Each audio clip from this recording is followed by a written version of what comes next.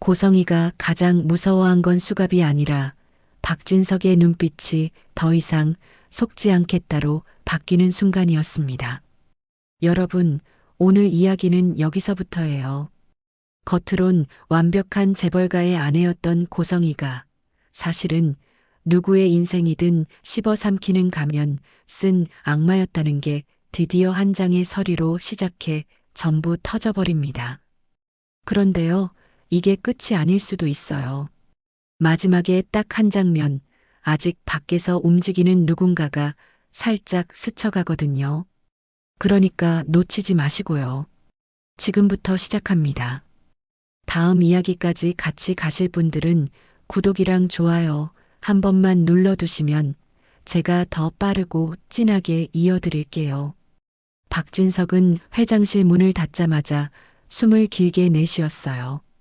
평소라면 직원들 앞에서 한치도 흔들리지 않는 얼굴을 유지했을 텐데 오늘은 안 됐습니다. 가슴이 너무 빨리 뛰었거든요. 탁자 위에 놓인 누런 서류 봉투가 마치 살아있는 것처럼 보였으니까요. 비서실장이 조심스럽게 말했어요. 회장님, 지금 열어보시겠습니까? 박진석은 대답 대신 봉투를 똑바로 쳐다봤습니다. 그리고 아주 천천히 손끝으로 봉투 입구를 벌렸어요. 종이가 바스락거리는 소리가 회장실을 갈랐습니다.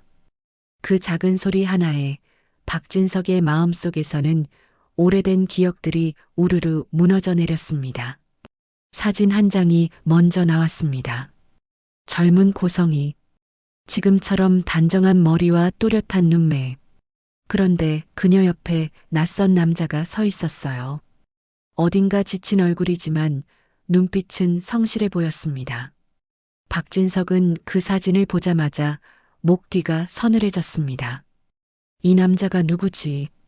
비서실장이 숨을 삼켰습니다. 탐정 보고서에 따르면 고성애 씨의 전 남편으로 확인됐습니다. 박진석은 말없이 다음 장을 넘겼습니다. 글자들이 눈에 들어오는데 이상하게도 한 줄 한 줄이 칼날처럼 살을 베는 느낌이었어요. 사업 실패, 급격한 생활고, 보험 가입, 복수건, 사고 발생, 현장 목격자 진술 확보. 박진석의 손등이 부들부들 떨렸습니다. 그는 자신도 모르게 책상을 짚고 상체를 숙였어요. 심장이 너무 세게 뛰어서 귀가 먹먹해질 정도였습니다. 설마 그럴 리가. 비서실장이 낮게 덧붙였습니다. 회장님, 더 있습니다. 박진석은 다시 보고서로 시선을 고정했습니다. 다음 페이지에는 아이들의 기록이 적혀 있었어요. 4살, 쌍둥이 남매, 한우진, 지은호. 박진석의 눈이 흔들렸습니다. 그 이름은 이제 남의 이름이 아니었어요. 박진석의 집에서 박진석이 안고 키운 아이의 이름이었으니까요. 우진이 4살 때 비서실장이 대답했어요. 예. 그리고 지은호 씨는 그때 같이 있었던 쌍둥이 여동생으로. 박진석은 숨을 들이켰다가 제대로 내쉬지도 못한 채 읽어내려갔습니다. 보육원 6기. 몇 달 뒤 우진만 회수. 은호는 방치. 박진석은 눈앞이 캄캄해졌습니다. 우진이 어릴 때 열이 잦았고 병원을 드나들던 시절이 떠올랐거든요. 그때 고성이는 늘 울면서 말했어요. 나는 이 아이 하나라도 살려야 해요. 회장님, 전 이제 엄마예요. 그 눈물, 그 떨리는 손, 그 절박한 표정, 전부 연기였다는 말입니까? 비서실장이 조용히 덧붙였습니다. 회장님, 보고서에는 그날 사건도 나옵니다. 회장님과 고성애 씨가 처음 가까워진 그 비 오는 날, 박진석의 어깨가 굳어졌어요. 그는 그날을 잊어본 적이 없었습니다. 자기 차 앞으로 뛰어들어 울부짖던 여자, 축 늘어진 아이, 병원 좀 태워달라고 매달리던 목소리. 그때 박진석은 단 한 번도 의심하지 않았습니다. 저런 여자는 믿어도 된다. 그게 그의 착각이었다는 걸 지금 문장으로 확인하게 됐습니다. 아이에게 수면제를 투여, 퇴근 시간 계산, 교통사고 위장. 박진석은 보고서를 탁자 위에 내려쳤어요. 쿵, 둔탁한 소리. 그 소리가 회장실에 울리자 박진석은 비로소 현실로 돌아온 것 같았습니다. 박진석은 서류 봉투를 덮고도 한참을 움직이지 못했습니다. 손바닥에 땀이 찼는데도 차갑기만 했어요. 그는 비서실장에게 한마디만 했습니다. 재단 자료 바로 가져와. 비서실장이 놀라 눈을 크게 떴습니다. 장학재단 말씀이십니까? 그래. 고성이가 이사장이라고 떠들어대는 그 재단. 잠시 후 비서실장이 두꺼운 보고서를 들고 왔습니다. 재단 명목은 어려운 학생 지원이었는데 숫자는 이상했습니다. 장학금으로 빠져나갔다고 적힌 돈이 너무 컸고 정작 실제 지급 내역은 듬성듬성했어요. 박진석이 손가락으로 한 줄을 짚었습니다. 이 회사는 뭐야? 비서실장이 답했습니다. 재단과 거래한 외주업체로 되어 있는데 실체가 없는 페이퍼 컴퍼니로 의심됩니다. 박진석의 눈썹이 깊게 내려앉았습니다. 그럼 돈은 어디로 갔지? 비서실장이 숨을 삼켰어요. 현금화됐습니다. 여러 계좌를 거쳐서 마지막에 ATM 출금으로 끊깁니다. 박진석은 그 대목에서 기가 막힌 웃음이 새어나왔습니다. 현금으로 빼서 집안 어딘가에 숨겨놨겠지. 비서실장이 조심스럽게 물었습니다. 회장님, 바로 경찰에. 박진석은 고개를 저었습니다. 아직 아니다. 난 저 여자의 입으로 마지막 거짓말을 듣고 싶다. 거기서 흔들리면 난 평생 또 당한다. 그날 저녁 박진석은 몰래 탐정을 다시 불렀습니다. 회장실 문이 닫히고 둘만 남자 탐정이 조용히 말했어요. 회장님, 이건 시작일 뿐입니다. 고성애 씨가 돈을 빼돌린 라인은 아직도 살아있습니다. 박진석이 눈썹을 찌푸렸습니다. 살아있다면 누가 굴리는 거지? 재단 실무자들, 그리고 회장님 회사 안에도 연결이 있을 가능성이 큽니다. 탐정이 마지막으로 한 장을 더 내밀었습니다. 그리고 이건 회장님이 꼭 아셔야 하는 겁니다. 박진석은 사진을 받는 순간 손끝이 굳었습니다. 식당 한정식집. 젊은 고성이가 서빙을 핑계로 그의 테이블 근처를 맴돌던 장면이 선명했거든요. 탐정이 낮게 말했어요.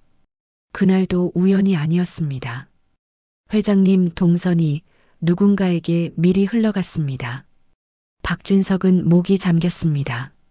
내 주변이 다 뚫려 있었다는 건가? 탐정이 고개를 끄덕였습니다. 그래서 회장님, 오늘 밤 고성애 씨가 평소처럼 소박한 아내 연기를 하면 회장님은 끝까지 맞장구 쳐야 합니다. 회장님이 흔들리는 걸 보이면 그 사람은 더 도망칩니다. 탐정을 보내고 난 뒤 박진석은 아들 박성재를 불렀습니다. 박성재가 들어오자 박진석은 문을 잠갔어요. 성재야, 넌 고성이를 언제부터 이상하다고 느꼈지? 박성재는 잠깐 망설였습니다. 그리고 씁쓸하게 웃었어요.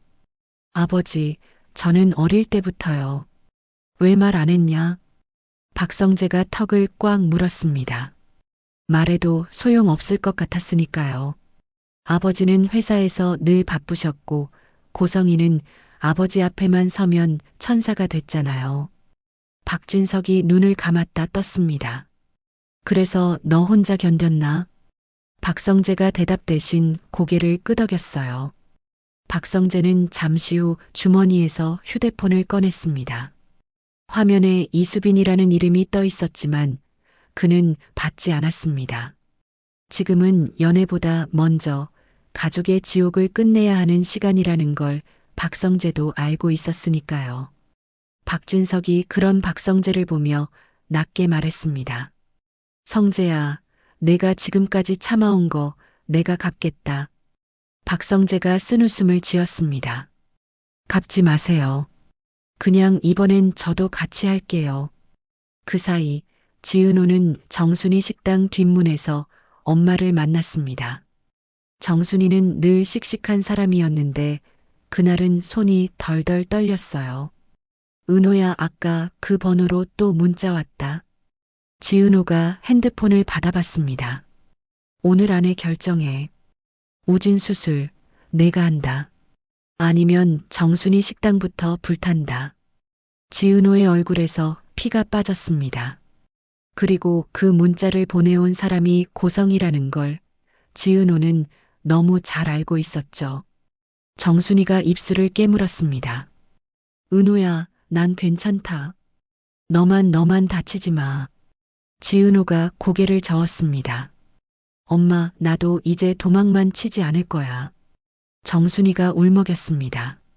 근데 그 여자는 사람이 아니다. 진짜로. 지은호가 정순이 손을 꼭 잡았습니다. 엄마, 사람이 아니면 사람들한테 끌어내리면 돼. 빛으로. 그 말은 씩씩했지만 지은호는 돌아서자마자 눈물이 쏟아질 뻔했어요. 엄마를 지키고 싶었고, 우진 오빠를 지키고 싶었고, 자기 자신도 지키고 싶었습니다. 그때 이지혁에게서 메시지가 왔습니다. 지은호, 퇴근하지 마. 오늘은 내가 같이 나갈게. 지은호는 핸드폰을 쥔 채 한참을 서 있었습니다. 혼자 버티지 마라는 이지혁의 말이 오늘따라 더 무겁게 내려앉았거든요. 그날 오후 지은호는 회사 회의실에서 혼자 도면을 펼쳐놓고 있었습니다. AP 인수 TF 회의 자료, 리뉴얼 공사 스케줄, 예산표. 평소라면 지은호는 이런 숫자와 선을 보면 오히려 마음이 정리되는 편이었어요. 그런데 오늘은 펜 끝이 자꾸 멈췄습니다. 도면 위에 떠오르는 건 콘크리트가 아니라 고성이의 웃는 얼굴이었거든요. 문이 살짝 열리더니 이지혁이 들어왔습니다. 이지혁은 아무 말 없이 의자에 앉아 지은호가 쥔 펜이 떨리는 걸 한참 바라봤어요. 지은호가 먼저 입을 열었습니다. 대표님, 저 일은 계속할게요. 회사 일까지 흔들리면 그 여자가 더 좋아할 것 같아서요. 이지혁이 고개를 끄덕였습니다. 맞아. 고성이는 내가 무너질 때 가장 신나겠지. 지은호가 씁쓸하게 웃었습니다. 그러니까 저 안 무너질 거예요. 이지혁은 그 웃음이 아니라는 걸 알아챘습니다. 그는 천천히 말했어요. 지은호, 안 무너지는 척하다가 혼자서 조용히 부서지는 사람도 많아. 지은호의 눈이 순간 흔들렸습니다. 이지혁이 낮게 덧붙였습니다. 내가 무서워하는 건 일이 아니라 엄마가 다칠까 봐지. 지은호는 대답 대신 한숨을 길게 내쉬었습니다. 정순이 씨는 제가 지켜야 해요. 우진 오빠도요. 이지혁이 단호하게 말했습니다. 지켜. 대신 혼자서 다 지키려 하지 마. 내가 할 수 있는 건 내가 한다. 지은호가 조용히 물었습니다. 대표님은 왜 저한테 이렇게까지 해요? 이지혁은 대답을 잠깐 미뤘습니다. 그리고 아주 솔직하게 한마디만 했어요. 내가 좋은 사람이니까. 그 말이 지은호의 마음을 더 아프게 했습니다. 좋은 사람이라서 당하는 일들이 너무 많았으니까요. 같은 시각 박성재는 이지혁에게 전화를 걸었습니다. 둘은 원래 절친이었지만 박성재의 목소리가 이렇게 갈라지는 건 이지혁도 처음 들었어요. 지혁아, 나 오늘 끝장 볼 거야. 이지혁이 바로 물었습니다. 고성에 관련이지. 그래. 그리고 은호 지은호도 엮여 있어. 우리 아버지가 은호를 만나러 간대. 이지혁의 목소리가 낮아졌습니다. 은호를 건드리면 난 가만 안 있어. 박성재가 숨을 내쉬었습니다. 그래서 부탁한다. 너는 은호가 회사에서 흔들리지 않게 잡아줘. 내가 오늘 밤 집에서 무슨 일이 터질지 모르겠어. 이지혁이 짧게 답했습니다. 알았어. 대신 너도 무리하지 마. 내가 무너지면 그 여자만 웃는다. 박진석은 집으로 향했습니다. 발걸음은 집을 향하면서도 마음은 계속 뒤로 물러났어요. 그 여자와 같은 공간에서 숨 쉬는 것조차 더러워질 것 같았거든요. 그래도 박진석은 들어갔습니다. 이제는 도망치면 안 됐으니까요. 고성이는 늘 하던 것처럼 현관까지 마중 나왔습니다. 여보, 오셨어요? 오늘 피곤해 보이세요. 박진석은 웃는 얼굴을 흉내냈습니다. 그래, 좀 피곤하네. 고성이는 그의 어깨를 다정하게 주물렀습니다. 제가 어깨 풀어드릴까요? 박진석은 손목에 닿는 그 손길이 소름 끼쳤지만 참고 넘겼어요. 나 씻고 나올게. 샤워를 마친 박진석은 침실 탁자 위에 일부러 서류 2장을 올려두었습니다. 하나는 한우진의 수술 기록, 하나는 한우진과 지은호가 쌍둥이라는 유전자 검사 결과. 조금 뒤 고성이가 수건으로 머리를 닦으며 들어왔다가 탁자 위 서류를 보고 멈칫했습니다. 아주 짧은 순간이었지만 박진석은 그걸 놓치지 않았어요. 고성이의 눈동자가 흔들렸습니다. 박진석이 일부러 태어난 척 물었습니다. 당신, 나한테 할 말 없나? 고성이가 서류를 집어들며 웃었습니다. 여보, 그게 무슨... 우진이가 미국 학교를 그만뒀다더군. 수술 때문이라고 하더라. 고성이의 어깨가 아주 작게 떨렸습니다. 그러나 그녀는 곧바로 눈물을 준비했어요. 고성이가 울먹였습니다. 여보, 사실은 말하려고 했어요. 고성이는 고개를 숙인 채 말을 쏟아냈습니다. 전 남편이 죽고 너무 힘들어서 잠깐 보육원에 맡겼었어요. 근데 그 사이에 딸애가 입양됐다고 해서. 박진석은 낮게 물었습니다. 그래서 안 찾았다고? 가난한 엄마보다 좋은 집이 낫겠다 싶어서요. 제가 나쁜 엄마죠. 박진석은 웃음이 나올 뻔했지만 참았습니다. 입술 안쪽을 세게 깨물었어요. 피맛이 났습니다. 우진이는? 고성이가 서둘러 대답했습니다. 우진이는 아파서 제가 데리고 나온 거예요. 당신한테 짐 지우기 싫어서. 박진석은 조용히 자리에서 일어났습니다. 그리고 고성이를 끌어안았어요. 고성이의 몸이 안도하듯 풀어지는 게 느껴졌습니다. 그랬구나.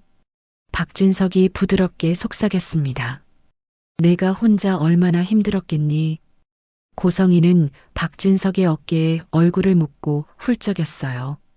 그런데 그 순간 고성이의 입꼬리가 아주 미세하게 올라가는 걸 박진석은 느꼈습니다. 넘어갔다. 그 기분 나쁜 확신. 박진석은 그날 밤 고성이 옆에서 잠들지 못했습니다. 숨소리를 고르게 내는 척하며 눈을 감았다 떴다만 반복했어요. 사람이 어떻게 이렇게까지. 다음 날 아침 박진석은 아무렇지 않은 얼굴로 집을 나섰습니다. 오늘 회사 일 좀 많아서 저녁 늦을 거야. 고성이가 다정하게 대답했어요.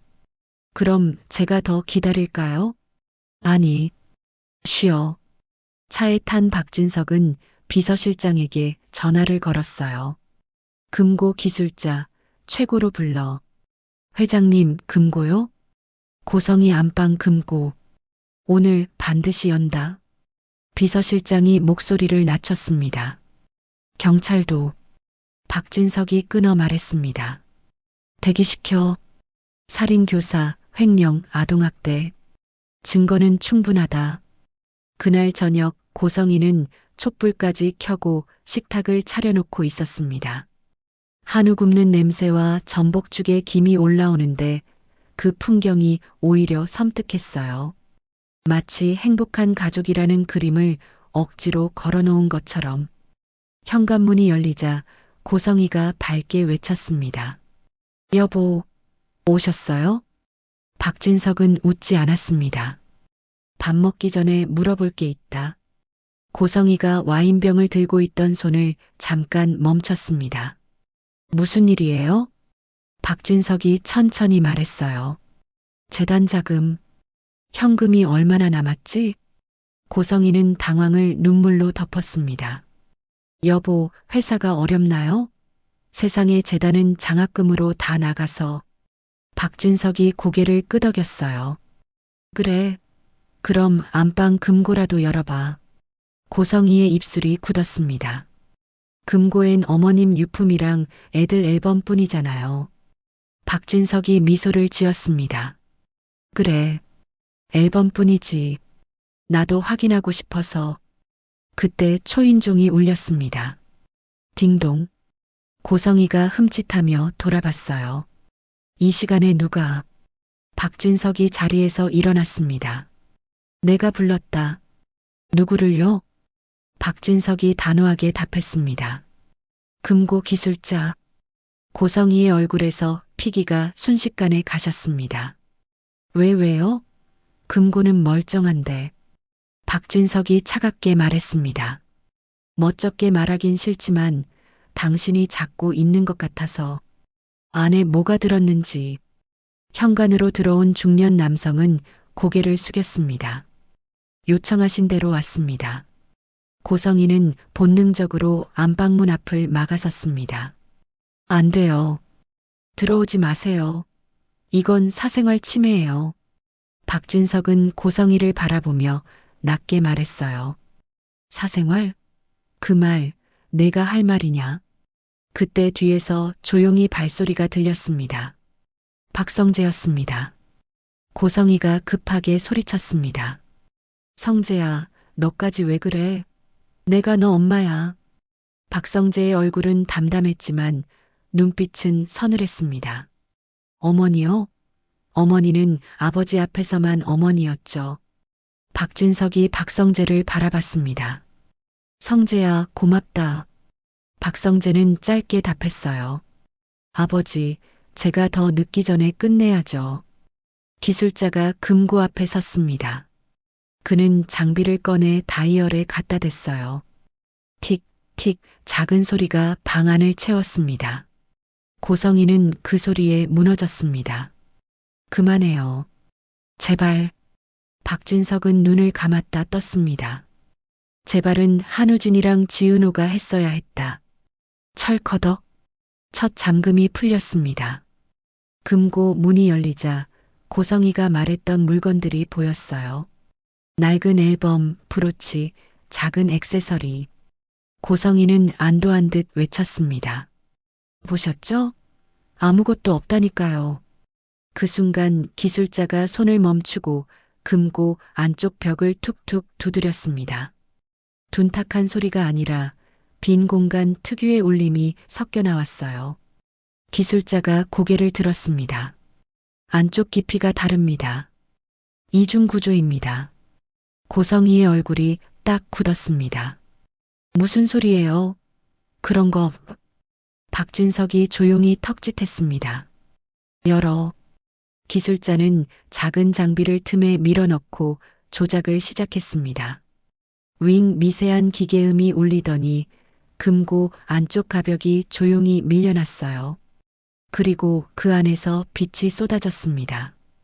벽돌처럼 쌓인 금괴, 빽빽한 현금 다발, 미화 뭉치, 서류철 사이로 보이는 건물 권리증들. 고성이가 비명을 삼켰습니다. 목에서 소리가 나오지 않았어요. 박진석은 금괴 하나를 집었습니다. 묵직한 무게가 손바닥을 짓눌렀습니다. 그는 그 금괴를 고성이 앞에 내밀었습니다. 이게 앨범이냐? 고성이가 급히 무릎을 꿇었습니다. 여보, 들어봐요. 이건 비상금이에요. 회사 혹시 어려워질까봐. 박성재가 씁쓸하게 웃었습니다. 가족을 위해서요? 그 말 지금도 할 수 있어요? 박진석은 탐정 자료 봉투를 꺼냈습니다. 그는 봉투를 뒤집어 고성의 발치에 쏟아버렸습니다. 사진들이 흩어졌습니다. 사망 진단서, 보험금 수령 내역, 보육원 기록, 그리고 빗속에서 쓰러진 남자의 사진. 고성이는 그 사진을 보자마자 몸을 뒤로 젖혔습니다. 아니야, 그건 아니야. 박진석이 한 걸음 다가갔습니다. 내 전 남편, 내가 없앴지. 고성이가 고개를 마구 저었습니다. 사고였어. 뺑소니 사고였다고. 박진석이 낮게 말했습니다. 돈으로 사람을 사서 사고로 만들었다. 그 청부업자가 이미 불었어. 박진석은 더 차갑게 또박또박 말했습니다. 한우진 이용해서 내 차에 뛰어들었지. 그때도 내가 울던 건 아이를 살리려고가 아니라 재벌가 문 열려고였지. 고성이는 입술을 떨며 마지막 변명을 꺼냈습니다. 그땐 살려고 그랬어요. 다들 나를. 박진석이 잘라 말했습니다. 살려고? 그럼 지은호는 왜 버렸냐? 박진석이 말을 이어갔습니다. 내가 배 아파 낳은 쌍둥이 남매. 한우진이랑 지은호를. 고성이가 울부짖었습니다. 아니야. 난. 박진석이 눈을 가늘게 떴습니다. 은호는 길바닥에 버려두고 우진만 데려간 이유도 안다. 의사한테 동정심 팔려고. 그때 박성재가 가방에서 낡은 노트를 꺼냈습니다. 박진석의 눈이 흔들렸습니다. 그건 박성재가 낮게 말했어요. 아버지, 이제는 보셔야 해요. 박진석은 노트를 펼쳤습니다. 어린 박성재의 글씨가 그대로 있었어요. 오늘도 엄마가 나를 바보라고 했다. 아빠한테 말하면 아빠가 나를 싫어할 거라고 했다. 친구가 없다고 했다. 그래서 나는 집에만 있었다. 나는 내가 문제인 줄 알았다. 박진석의 손이 떨려서 페이지가 제대로 넘어가지 않았습니다. 그는 몇 줄을 읽다가 숨이 턱 막혀버렸어요. 고성이는 끝까지 입을 열었습니다. 그건 훈육이었어요. 제가, 박성재가 처음으로 목소리를 올렸습니다. 훈육이요? 나를 고립시키고, 나를 바보로 만들고, 나를 아버지한테서 떼어놓은 게 훈육이에요? 박진석의 눈에서 눈물이 한 방울 떨어졌습니다. 박진석은 그 눈물을 닦지도 못하고 고성이를 바라봤어요. 내가 몰랐다고 하지 마라. 고성이가 울면서 매달렸습니다. 여보, 나도 당신을 위해서. 박진석이 고개를 저었습니다. 그만.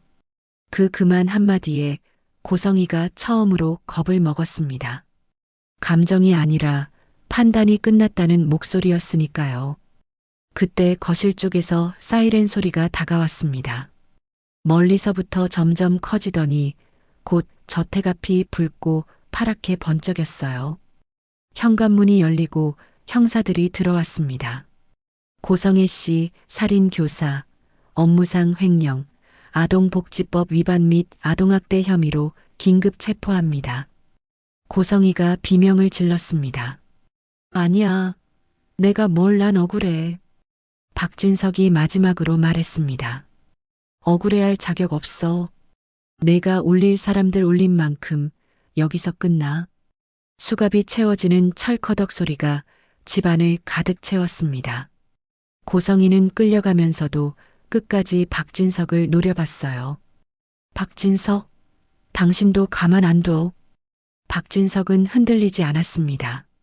그래, 내가 할 수 있는 거 다 해봐. 고성이가 나가고 거실엔 조용한 정적이 남았습니다. 그 정적 속에서 박진석이 천천히 박성재를 끌어안았습니다. 미안하다, 성재야. 박성재는 한참을 참고 있다가 낮게 대답했습니다. 이제라도 알아줘서요. 복도 끝에서 발소리가 들렸습니다.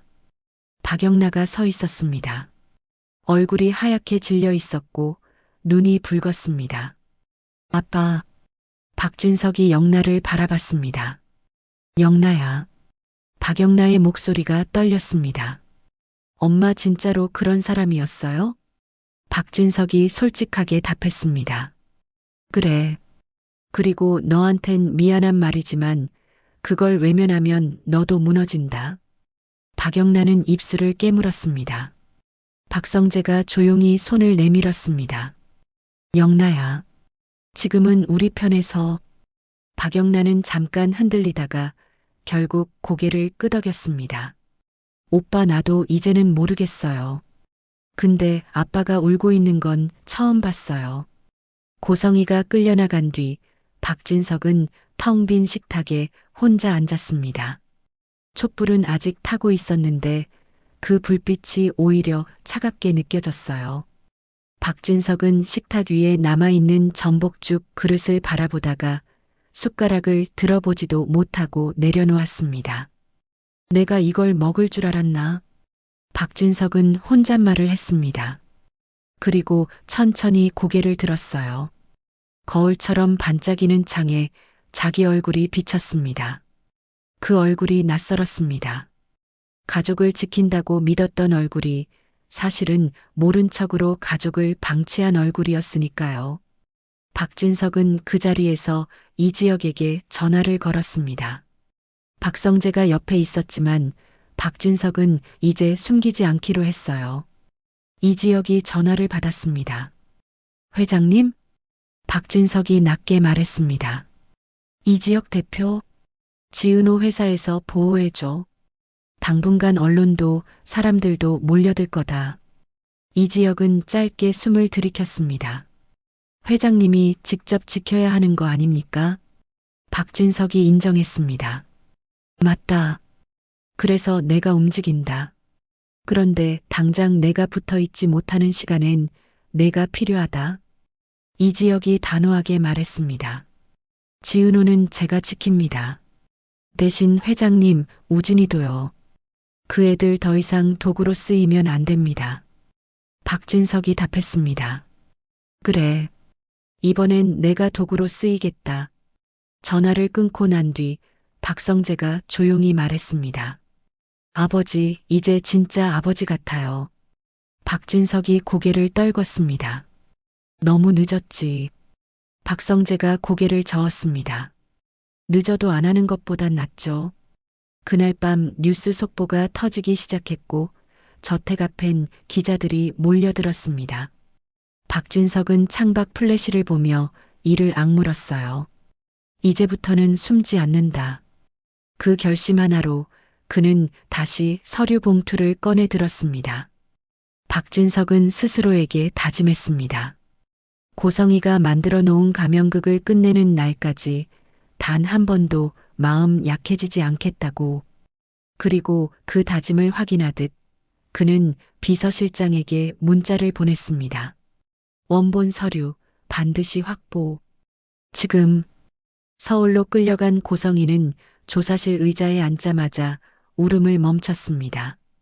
형사들이 잠깐 자리를 비운 사이 고성이는 손목을 천천히 돌려봤어요. 고성의 손목엔 눈에 띄지 않게 얇은 시계 자국이 남아 있었습니다.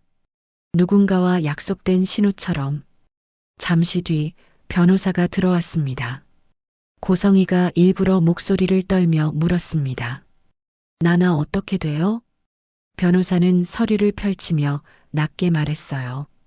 지금은 입 다무시는 게 최선입니다. 회장님 쪽이 증거를 너무 많이 쥐고 있습니다.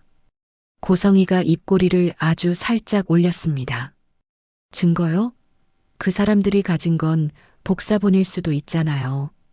변호사가 눈을 가늘게 떴습니다. 무슨 뜻이십니까? 고성이는 고개를 숙인 채 마치 혼잣말처럼 중얼거렸습니다. 금고는 하나가 아니니까. 그 순간 변호사의 휴대폰이 진동했습니다. 화면엔 저장되지 않은 번호. 변호사는 눈치를 보며 통화를 받지 않았지만 고성이는 그 떨림만으로도 상황을 읽었습니다. 고성이는 속으로 웃었습니다. 그래. 밖에 있는 애들이 움직였구나. 고성이는 다시 울먹이는 얼굴로 돌아갔습니다.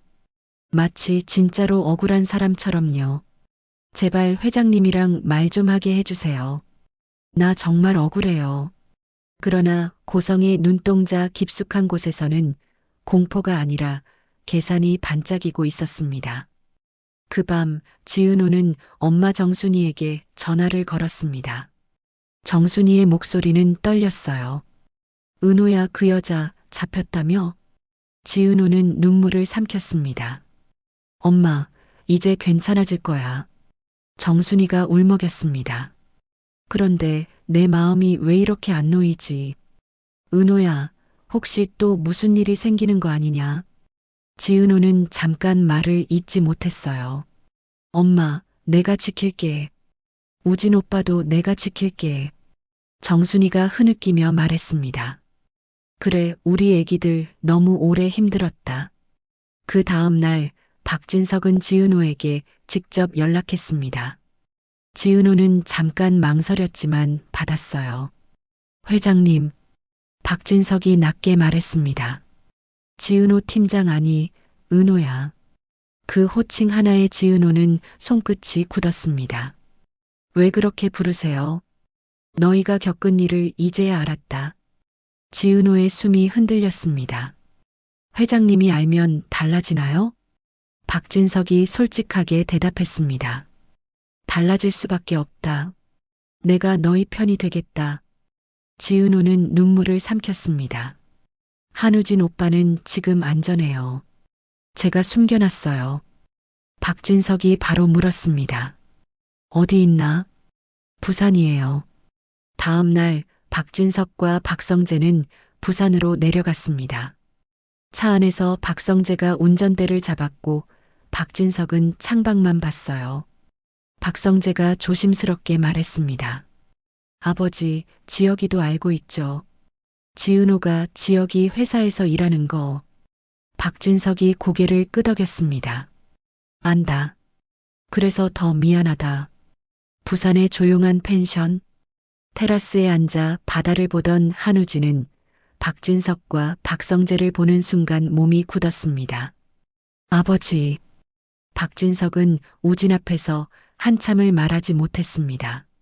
그저 손을 뻗어 우진의 볼을 쓰다듬었어요. 우진아, 미안하다. 우진이 고개를 떨궜습니다. 저 아버지 아들이 아니잖아요. 박진석이 단호하게 말했다. 피로 낳은 게 아니라 마음으로 낳은 내 아들이다. 우진의 눈에서 눈물이 떨어졌습니다. 박성재가 우진 어깨를 가볍게 쳤습니다. 야, 울지 마. 너 울면 나도 이상해지잖아. 우진이 울면서 웃었습니다.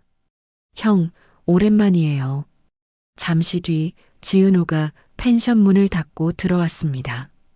오빠 괜찮아? 우진이 고개를 끄덕이며 지은호 손을 잡았습니다. 내가 여기까지 와줬잖아. 박진석은 그 장면을 보며 가슴이 찢어지는 것 같았습니다. 박진석이 조용히 말했습니다. 은호야, 내 엄마 정순이 씨 안전하게 지킬 거다. 지은호가 이를 악물었습니다. 그 여자가 엄마까지 건드리면. 박진석이 고개를 끄덕였습니다. 그래서 내가 움직인다. 그날 밤 네 사람은 거실에 둘러앉았습니다. 우진이 조심스럽게 과거를 꺼냈어요. 나 비 오는 날 기억이 있어요. 박진석의 눈이 흔들렸습니다. 그날 내가 너를 안고 병원으로. 우진이 고개를 저었습니다. 아니요. 그 전에요. 고성이가 내 입에 약을 넣었어요. 근데 맛이 이상해서 조금 뱉었거든요. 지은호가 숨을 삼켰습니다. 오빠. 우진이 이어 말했습니다. 그리고 누군가 우리를 봤어요. 박진석이 물었습니다. 누구? 우진이 잠깐 눈을 감았다가 조용히 말했습니다. 얼굴은 잘 기억 안 나요. 근데 손목에 시계가 특이했어요. 안쪽에 문양이 있는 금색 시계. 박진석의 눈빛이 다시 차가워졌습니다. 고성이 혼자서만 할 수 없는 일이다. 박성재가 이를 악물었습니다. 그럼 아직 남아있는 사람이 있다는 거네요. 박진석이 짧게 답했습니다. 그래. 박진석은 부산에서 서울로 돌아가기 전 한우진과 지은호 앞에서 약속을 했습니다. 내가 할 일은 세 가지다. 첫째, 고성이가 빼돌린 돈의 흐름을 전부 끊는다. 둘째, 너희 남매가 다시는 협박받지 않게 법적으로 보호한다. 셋째 고성의 뒤에서 움직이는 사람을 찾아낸다. 지은호가 조심스럽게 물었습니다. 회장님, 그 뒤에 누가 있다고 확신하세요? 박진석은 한우진을 바라봤습니다. 우진이가 본 손목시계, 그리고 내가 받았던 느낌, 둘 다 같은 냄새가 난다. 누군가가 우리끼리만 아는 표시를 남겼다는 냄새. 박성재가 주먹을 쥐었습니다. 그럼 그 사람이 아버지 회사 안에 있을 수도 있나요? 박진석이 고개를 끄덕였습니다. 가능성이 크다. 그래서 더 조심해야 한다. 한우진이 낮게 말했습니다. 아버지, 제가 미끼가 될까요? 박진석이 단호하게 고개를 저었습니다. 아니, 너희는 더 이상 미끼가 아니다. 이제부터는 내가 앞에 선다. 그 말에 지은호가 처음으로 고개를 끄덕였습니다. 좋아요. 그럼 저도 할게요. 나도 이제 피해자로만 살지 않을래요. 그때 박진석의 휴대폰이 울렸습니다. 발신 번호는 낯선 번호였어요. 박진석이 받았습니다. 박진석입니다. 수화기 너머로 낮은 목소리가 들렸습니다. 회장님, 고성의 시체포 축하드립니다. 박진석이 숨을 멈췄습니다. 누구냐?